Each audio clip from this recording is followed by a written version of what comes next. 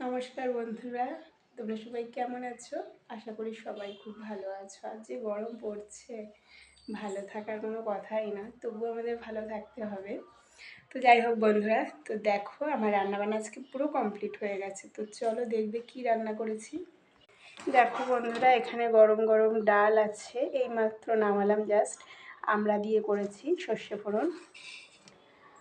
আর দেখো, এটা সকালের ভাজাটা রয়েছে, গরম করে রেখেছি।